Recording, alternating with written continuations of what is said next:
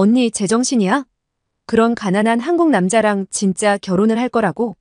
선진국 일본과 비교도 안 되는 후진국 한국에서 산다는 게 말이나 돼?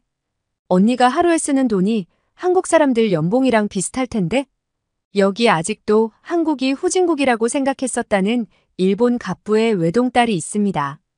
아리따운 이 여성은 여전히 한국은 소수의 부자들 말고는 해외여행은 꿈도 꾸지 못하는 못 사는 나라라고 생각했다고 하는데요. 얼마 전 한국 남자와 결혼해서 살 거라며 일본을 떠난 사촌 언니와 크게 싸운 후 연락도 하지 않고 있다고 하는데요. 벌레들이 우글거리는 낡은 집에서 힘들게 살 것 같은 생각에 걱정이 되어 아무도 몰래 사촌 언니 집을 찾아가게 되었다고 합니다. 한국에 도착해 사촌 언니의 집을 보자 뒤로 까무라칠 정도의 충격에서 헤어나지 못하게 되었다는데요. 한국에서 사촌 언니를 만나 매일 겪은 일들이 충격의 연속이었다며 혀를 내두르는 그녀 어떤 사연인지 살펴볼까요? 안녕하세요. 저는 일본 상류층 집안의 외동딸인 니카라고 합니다. 저는 단 한 번도 최선을 다해 살아본 적이 없어요. 왜냐하면 태어날 때부터 환경이 풍족했었고 아등바등 노력하며 살 필요가 없었으니까요. 저와 같이 학교를 다녔던 평범한 집안 친구들은 뭐라도 열심히 해야 하지 않겠냐고 걱정스런 눈빛으로 물었던 적이 있었어요. 전 친구들의 그런 충고가 이해가 가지 않았어요. 물론 그 친구들도 집안이 좋은 부잣집 자식들이긴 하지만 저희 집만큼은 아니라서 저와 생각이 좀 다르긴 했어요. 저는 일본의 명문 중고등학교인 오인고등학교를 졸업하고 도쿄대학에서 대학원 과정을 밟고 있어요.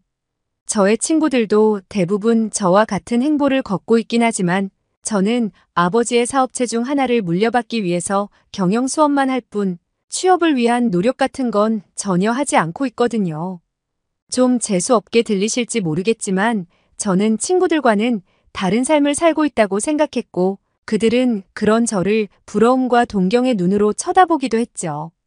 저는 평생을 이대로 제가 원하는 공부만 하다가 부모님의 사업체를 받고 돈을 물쓰듯이 쓰며 살면 그만이었어요. 맞아요. 저는 진짜 저밖에 모르는 재수없고 밥맛 떨어지는 사람이었어요. 친구들이 있긴 했지만 사실 부모님들이 맺어준 인연이 거의 대부분이었고 진심으로 생각해주는 친한 친구는 전혀 없었죠. 그런 가식덩어리 친구들과 보내는 시간은 괴롭고 끔찍한 시간이었죠. 사실 요즘의 평범한 일본인들은 자신들의 나라에 대해 크게 긍정적으로 생각하지는 않아요. 하지만 저처럼 오랜 시간 일본의 상류층으로 자리를 잡고 살아온 집안들은 일본을 전 세계에서 가장 위대한 나라라고 생각하죠. 그래서 저희는 외국에 부동산을 투자하기는 하지만 일본을 떠나 살려고 하지는 않아요. 그리고 일본이 최고라고 생각하기 때문에 다른 나라는 무시하는 경향이 매우 짙습니다. 특히 어릴 때부터 그렇게 교육을 받은 상류층 자녀들은 거의 그런 것들이 세뇌되어 있기 때문에 다른 나라에 대한 배척 정신이 뿌리 깊이 박혀 있어요. 특히나 중국이나 한국에 대한 부정적인 이미지가 많이 깔려 있죠. 저희는 사실 대면하는 사람이 늘 한정적이라 그 사람들과 나눈 정보만을 습득하게 되어 매우 폐쇄적인 생활을 하고 있었고 실제로 외부의 정보를 접할 기회가 거의 없어 우물안 개구리처럼 살 수밖에 없었습니다. 그럼에도 불구하고 이런 생활에 익숙한 저는 불편함 없이 살았습니다. 그랬던 제가 한국을 방문하고 난 후 많은 걸 경험하면서 제가 얼마나 잘못된 선입견을 가지고 있었는지 뼈저리게 알게 되었죠. 한국에 가질 않았다면 나는 평생 예전처럼 살았겠구나 하는 끔찍한 생각이 들었어요. 저에게는 여러 명의 사촌 언니가 있는데 그 중에서도 마음이 그나마 잘 통하는 큰아버지의 딸인 사촌 언니가 한 명 있어요. 그 언니도 당연히 상류층 자녀이기 때문에 평생을 저처럼 아무 노력 없이 돈을 펑펑 쓰며 살 수 있는 입장이었죠. 그런데 어느 날 한국에서 일본으로 유학 온 한국 남자와 사랑에 빠져 한국으로 가버렸거든요. 더 기가 막힌 건 임신까지 해서 말이죠. 큰아버지는 한국 남자가 몹시 마음에 들지 않았지만 딸이 좋다고 하니 어쩔 수 없어 하셨죠. 하지만 문제는 사촌 언니가 일본이 아닌 한국에 가서 살겠다고 떼를 썼던 겁니다. 큰아버지는 당연히 일본에서 살아야지 왜 그딴 나라로 가냐며 화를 내셨고 직장도 변변치 않은 그 한국 남자의 쥐꼬리만한 월급을 받아서 어떻게 살 거냐며 난리가 났던 거죠. 우리 집안 수준에서 볼 때 그 한국 남자는 경제력이 너무나도 형편없었고 남자의 집안도 너무나 평범했기 때문이죠. 사촌 언니나 저나 쇼핑을 한번 가면 몇 천만 원은 그냥 쓰고 오는데 그런 생활을 하다가 한국에서 쪼들리게 사는 게 쉽지 않을 텐데 무슨 생각으로 한국에 가서 산다고 하는 건지 기가 막힐 따름이었죠. 지금 생각해보면 참 어리석은 생각이었어요. 어쨌든 그때는 한국에 대해 전혀 몰랐기 때문에 사촌 언니의 어처구니 없는 선택에 저는 너무 화가 나서 떠나는 날까지 말도 한마디 하지 않았죠. 저에게는 몇 없는 가족이자 친구이자 든든한 조력자 같은 존재였는데 그런 언니를 한국에 빼앗긴 것 같은 생각에 화가 났어요. 더 화가 났던 건 좀 잘 사는 나라로 가면 몰라 일본보다 한참 수준 낮은 후진국인 한국으로 간다는 게 이해가 가질 않았죠. 그 후 사촌 언니는 우리 가족에게 계속해서 메일을 보냈지만 그것조차 싫더라고요. 저는 그런 문자나 메일을 무시했고 답장조차 하지 않았어요. 큰아버지께서 말씀하시는 사촌 언니에 관한 이야기를 조금씩 들어 알 뿐이었습니다. 솔직히 알고 싶지도 않았죠. 안 봐도 뻔하잖아요. 좁은 집에서 얼마나 지질이 궁상을 떨며 살지 말이죠. 일본에서 살면 남부럽지 않게 떵떵거리고 잘 살 수 있는데 뭐하러 사서 고생을 하고 사는지 도저히 사촌 언니의 머릿속을 이해할 수가 없었죠. 그러던 어느 날 일생일대 중요한 사건이 발생하게 됩니다. 부모님 사업에 무슨 문제가 생겼는지 아버지의 회사가 조사를 나오고 경찰들로 가득 찼어요. 그러면서 부모님은 당분간 저에게 일본을 떠나 잠시 외국에 나가 있어야겠다고 하시는 거예요. 무슨 일인지 저에게 설명해주지 않으셨지만 뭔가 큰 문제에 휘말린 것 같다는 생각이 들었죠. 의지할 수 있는 형제가 없던 저는 정말 너무 무서웠어요. 그런데 갑자기 제가 갈 수 있는 외국이 어디가 있겠어요? 평생을 일본에서만 살았고 다른 나라에 가본 적도 없는데 말이죠. 그때 번뜩 한국의 사촌 언니가 생각났어요. 저는 무작정 사촌 언니가 보냈던 한국 주소가 적힌 메일 한 장을 출력하여 한국으로 가게 된 거죠. 사촌 언니가 혹시라도 한국에 오게 되면 이 주소로 오라는 내용의 메일이었거든요. 그 당시에는 무시했던 편지였지만 이렇게 한 줄기 희망의 편지가 될 줄이야. 누가 알았겠어요? 급하게 도망치듯 한국에 온 날 받은 충격은 지금도 잊지 못할 것 같아요. 제가 알던 한국은 일본의 시골 같은 모습을 상상했었는데 그런 모습은 전혀 볼 수 없었고 초고층 빌딩에 엄청 많은 자동차까지 저의 생각과 너무나도 달랐던 거였어요. 인천공항의 내부는 어마어마하게 넓었고 공항 안의 직원들과 한국인 승객들의 차림새는 굉장히 세련되고 멋진 모습이었어요. 저는 마치 다른 세계에 온 것 마냥 반쯤 정신이 나가 공항을 빠져나왔고 대기하고 있던 택시에 탔습니다. 택시 기사님께 사촌 언니의 집 주소를 보여드렸더니 다행히 기사님은 일본어를 어느 정도 알고 계셨고 언니의 집으로 출발하였습니다. 낯선 한국에서 사기를 당하지 않기 위해 한국에서 사용되는 내비게이션 앱을 저도 다운받아 기사님이 올바르게 가는지 확인을 했죠. 한국은 치안이 불안한 나라라고 들은 것도 있고 엉뚱한 곳으로 가서 요금을 더 달라고 한다거나 삥삥 돌아서 일부러 요금을 더 많이 나오게 하는 경우도 있다고 들었거든요. 기사님은 올바른 길로 운전해 가주셨고 잔잔한 음악을 틀어서 흥분됐던 마음도 가라앉혀 주셨죠. 택시는 환경을 생각한 전기차였고 승차감이 매우 좋았으며 은은한 방향제의 향기 때문에 기분이 좋아졌습니다. 조금 쌀쌀한 날씨였는데 따뜻한 바람이 나오는 히터를 틀어주셔서 얼었던 몸이 노곤노곤해지며 긴장이 풀렸습니다. 택시를 타며 서울의 거리를 지나가는데 이 도시는 눈을 뗄 수 없을 정도로 발전이 되어 있었고 얼마나 차가 많던지 차가 밀리기까지 했습니다. 그렇게 놀란 마음을 추스리기도 전에 사촌 언니의 집에 도착을 하게 되었습니다. 그곳은 아파트 대단지였는데 외부 차량은 철저히 차단하여 관리하고 있는 보안이 잘 되는 아파트였습니다. 그 동네는 아파트 단지들이 정말 많았는데 내부는 어떨지 모르겠지만 외관은 미국 같은 데서나 볼 수 있을 법한 세련되고 깔끔한 모습이었습니다. 아파트 내 화단과 시설들은 깔끔하게 정리되어 있었고 지상에는 차가 다니지 못하도록 되어 있어 아이들이 안전하게 길을 다닐 수 있도록 되어 있었습니다.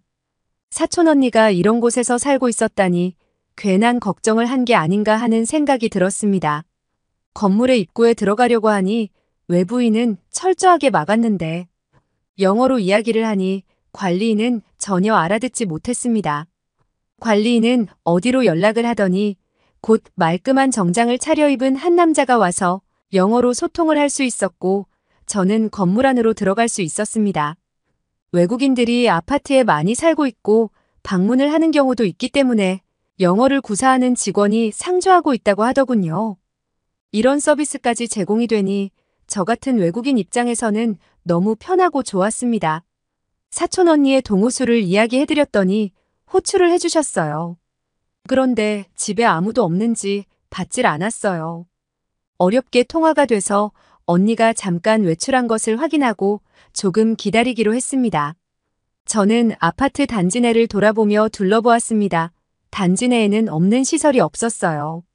아이들이 뛰놀 수 있는 놀이터부터 시작해서 키즈카페와 수영장, 도서관, 사우나, 골프장 같은 커뮤니티 시설이 운영이 되고 있더라고요. 사촌 언니가 이런 시설을 누리면서 살고 있었다니 일본과는 또 다른 인프라에 놀라움을 금치 못했죠. 그렇게 얼마나 시간이 흘렀을까요? 저 멀리서 사촌 언니가 조카를 안고 걸어오고 있는 거 아니겠어요? 그때 사촌 언니도 저와 눈이 마주치며 서로를 향해 이름을 부르며 뛰어갔습니다. 언니를 보자마자 긴 시간 동안 제가 매몰차게 모른 척했던 게 미안하기도 하고 지금의 힘든 상황이 겹치면서 눈물이 왈칵 쏟아졌어요. 사촌 언니는 저의 손을 꼭 잡고 언니의 집으로 데려가 주었죠. 언니의 집으로 들어가자 따뜻하고 아늑한 분위기의 인테리어에 바닥은 따뜻했고 은은한 향이 느껴졌어요. 구비되어 있는 가구들과 가전들은 최고급처럼 보였고 집의 구조가 매우 넓어 보였어요. 일본에서는 이 정도의 집은 정말 비싼 집이거든요. 사촌 언니는 이 집은 그렇게 좋은 집에 속하는 건 아니고 이 동네에서 평범한 수준의 아파트라고 하더라고요. 정말 고가의 아파트는 엄청난 시설을 갖추고 있다고 하는데 도대체 어느 정도일지 궁금하더라고요. 언니의 집을 둘러보는데 신기한 제품들이 많이 있었어요. 언니는 편한 옷으로 갈아입으라며 드레스룸으로 데려갔는데 일본에 있었을 때보다 옷이 더 많은 거예요. 옷뿐만 아니라 명품 가방과 신발들도 진열이 되어 있었어요. 놀랍기도 하면서 언니가 잘 살고 있는 것 같아서 안심이 되었습니다. 언니가 오늘은 간단하게 배달 음식을 먹자고 제안해서 저는 좋다고 했어요. 조카와 잠시 놀고 있는 사이에 초인종이 울리더라고요. 치킨이 도착했다는 거예요. 저는 믿을 수가 없었어요. 어떻게 30분도 되지 않았는데 음식이 도착할 수 있죠?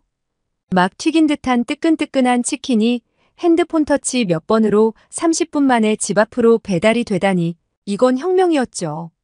일본에서는 우버이츠라는 앱으로 배달 음식을 시켜 먹는데 음식의 종류가 많지 않고 한국처럼 이렇게 배달 시간이 빠르지는 않거든요. 그리고 밤 12시가 지나면 배달되는 곳은 거의 없다고 보면 되는데 한국은 새벽 2시에도 배달이 되기도 한다고 하더라고요. 사촌 언니는 배달 음식을 자주 시켜 먹는다고 했는데요. 음식의 종류가 많고 맛있는 맛집도 많으며 빠른 배달을 해줘서 너무 편하다는 거예요. 사촌 언니의 한국 생활은 쌤이 날 정도로 부러웠습니다. 사촌 언니와 오랜만에 식사를 하며 왜 한국에 오게 됐는지 자초지종을 이야기하게 되었습니다. 사촌 언니는 한국으로 온 건 일생일대 가장 잘한 선택이었다며 지금은 일본보다 한국이 더 좋다고 했어요. 물론 저도 실제로 한국을 겪어보니 좋은 건 알겠는데 그래도 그렇지 뿌리는 일본인인데 언제부터 한국 사람이었다고 벌써 한국 편을 드는 건지 기분이 좋진 않았죠. 지금까지 일본이 최고고 일본만을 찬양해왔던 저의 과거가 전부 부정당하는 느낌이라고 해야 할까요? 일부러 사촌 언니의 말에 반박하는 말을 쏘아댔고 사촌 언니 말이 맞다는 걸 알면서도 일본을 사촌 언니 앞에서 일부러 찬양하고 편을 들기 시작했어요. 서로 격양된 목소리로 대화를 하고 있는 그때 집에 누군가 들어오는 인기척이 들렸고 그 사람은 형부였죠. 형부는 작은 사업체를 운영하고 있었는데 한국의 일반 직장인보다는 돈을 잘 벌었고 언니와 조카를 부양할 수 있는 충분한 능력자였죠. 어쨌든 처음 형부를 보았는데 일본인과 달리 온화한 미소를 지으며 따뜻한 목소리로 저를 반겨주었어요. 형부는 일본에서 공부를 했던 사람이라 일본어를 잘해서 대화하기가 편했죠. 형부가 사촌 언니에게 해주는 행동을 유심히 살펴봤는데 솔직히 부러울 정도로 너무 잘하더라고요. 일본 남자와는 다르게 다정하고 세심한 가정에 충실한 사람이었죠. 조카에게도 다정하게 놀아주었고 언니가 육아로 힘들어한다고 퇴근하면 집안일을 도맡아 한다고 하더라고요. 이런저런 이야기를 하다가 형부는 공원에 산책을 하자고 했어요. 우리는 디저트로 아이스크림을 먹기로 하고 매장에 들어갔어요. 주문을 하려고 보니 직원이 없었어요. 무인 아이스크림 매장이었던 거예요. 손님들은 여러 개의 아이스크림을 바구니에 담아서 계산기계에 바코드를 찍으며 각자 알아서 계산을 하고 나가더라고요. 너무 신기하기도 하고 도둑이 들면 어쩌지 하는 걱정도 되었어요. 언니는 대부분의 한국 사람들은 양심이 있기 때문에 도둑질을 하는 일은 거의 없다고 했어요. 진짜 거리를 걸으며 보니 무인 매장이 아주 많더라고요. 밀키트 무인 매장도 있었고 문구류를 파는 무인 매장도 있었어요. 이렇게 무인 매장이 많다는 건 물건을 훔쳐가는 일이 별로 없다는 거잖아요. 높은 시민의식이 만들어낸 결과가 아닌가 하는 생각이 들었죠. 저는 그렇게 며칠을 사촌 언니 집에서 편하게 지낼 수 있었습니다. 며칠 후 부모님께 연락이 왔어요. 저는 언니 집에서 편하게 잘 지내고 있었다고 말씀드리고 안심하셔도 된다고 했죠. 좀 더 오랫동안 한국에 머물면서 언니와 지내고 싶었지만 부모님 걱정이 돼서 서둘러 일본으로 갈 수밖에 없었습니다. 일본으로 돌아와 부모님께 사촌 언니와 갔던 곳과 먹었던 음식의 사진을 보여드리니 너무나 놀라는 모습이었어요. 굉장히 잘 살고 있는 것 같다며 기뻐하셨답니다. 짧은 시간이었지만 한국에서 겪은 놀라운 경험들은 오랜 시간 여운이 남아 있었답니다. 한국에 대한 오해로 사촌 언니의 결혼을 축하해주지 못했던 게 정말 한이 되네요. 제가 경험한 한국은 그 어떤 나라보다 발전된 나라였고 엄청난 인프라를 갖춘 나라였어요. 다음에 한국에 가면 한강공원에서 맥주와 치킨을 먹기로 했는데 그 시간이 빨리 왔으면 좋겠네요. 오늘은 한국으로 시집간 사촌 언니를 만나기 위해 일본에서 온 니카의 사연을 들려드렸습니다.